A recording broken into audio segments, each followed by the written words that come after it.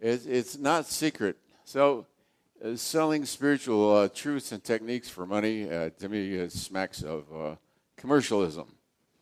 You know, for so much money, I'll tell you the secret. Yeah, I'll tell you the secret for nothing. You want to hear the secret? Ask me. I'll tell you. I won't charge anything. Like goes to like. What you hold in mind tends to manifest. Da da da da. Let go of attraction and aversion. I just give you about $1,000 worth of trainings. That's right. 1,000 and up. 1,000 and up. That's all they amount to. A very simple spiritual obviousness.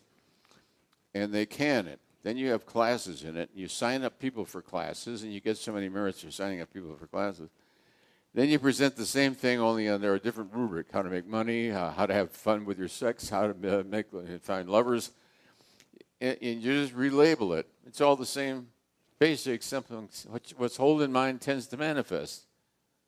How much do you want to pay for that? I just gave it to you for nothing. What you hold in mind tends to manifest. Is that a secret? Hasn't been a secret for a couple of 1,000 years that I know of.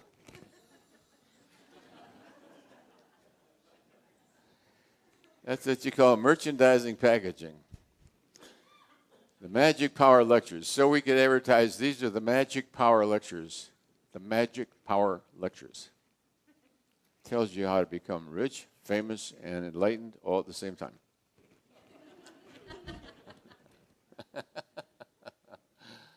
All right.